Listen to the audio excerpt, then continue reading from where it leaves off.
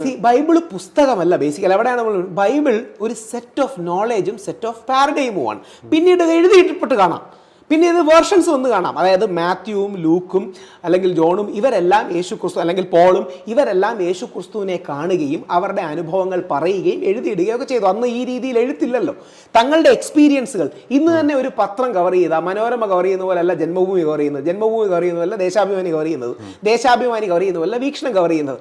ഓരോരുത്തരും തങ്ങളുടെ നിലവാരത്തിൽ നിന്ന് യേശു ക്രിസ്തു എന്ന ദൈവപുത്രനെ മനസ്സിലാക്കുന്നതിൽ വെച്ച് അവർ കാര്യങ്ങൾ എഴുതി. എനിക്ക് ബൈബിളിൽ ഏറ്റവും ഇഷ്ടപ്പെട്ട വചനമാണ്, നിങ്ങളിൽ പാപം ചെയ്യാത്തവരെ കല്ലെറിയട്ടെ. ഏതോ ഒരു പ്രോസ്റ്റിറ്റ്യൂട്ട് വരുമ്പോൾ ആ പ്രോസ്റ്റിറ്റ്യൂട്ടിനോട് പറയുന്നു, നിങ്ങളിൽ പാപമില്ലാത്തവരെ കല്ലെറിയട്ടെ. എനിക്ക് തോന്നുന്നത് ഫിലിപ്പിലാണുള്ളത്, ഏതിലാന്ന് ഞാൻ വിട്ടുപോയി, ഏതോ ഒന്നിലേ ഉള്ളൂ.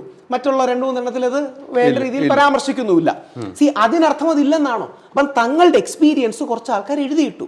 ഈ തങ്ങളുടെ എക്സ്പീരിയൻസ് എഴുതിയിട്ടു എന്ന് പറയുന്നതിനും അതിന്റെ വൈവിധ്യവും തന്നെ ഒരാളവിടെ ഉണ്ടെന്നുള്ള